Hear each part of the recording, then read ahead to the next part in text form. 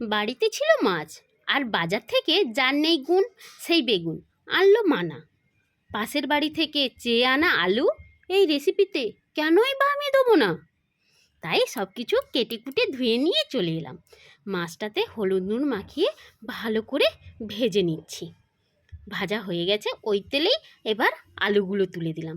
আলুগুলোও সুন্দর করে ভেজে নিয়েছি। তারপরে বেগুনটাও ভালো করে ভেজে নিচ্ছি। দেখুন, বেগুনটা আমার ভাজা হয়ে গেছে। এই কড়াইতে একটু সর্ষের তেল দিয়ে কালো জিরে ফোড়ন দিয়ে দিলাম। তারপরে একটা তেজপাতা দিয়ে পেঁয়াজ কুচিটা দিয়ে দিলাম। পেঁয়াজটাকে একটু নেড়ে নিয়ে এবারে টমেটো কুচি আর লঙ্কা চিড়ে দিয়ে দিলাম। ওপর থেকে একটু লবণ দিয়ে দিলাম যাতে ভালো করে যেন ভাজাটা হয়ে যায়। তারপরে আলুটা তুলে দিলাম। আলুটা দিয়ে বেশ ভালো করে একটু কষিয়ে নিলাম।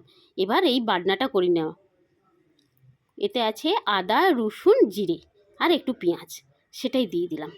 দিয়ে এবার একটু হলুদ গুঁড়ো দিয়ে ভালো করে কষাতে হবে। দেখবেন একদম ঝরঝরে মতন হয়ে যাবে। দেখুন একদম পারফেক্ট হয়ে গেছে। এইবারে আমি জল দিয়ে দিচ্ছি।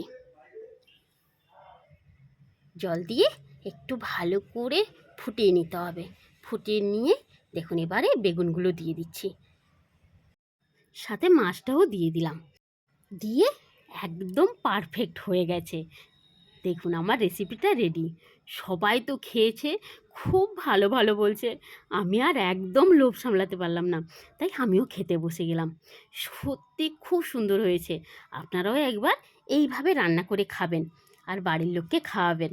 সবাই খেয়ে আমার বাড়ির মতন মানা সোনার মতন বলবে, আহা কি ভালো খাওয়া লেগো।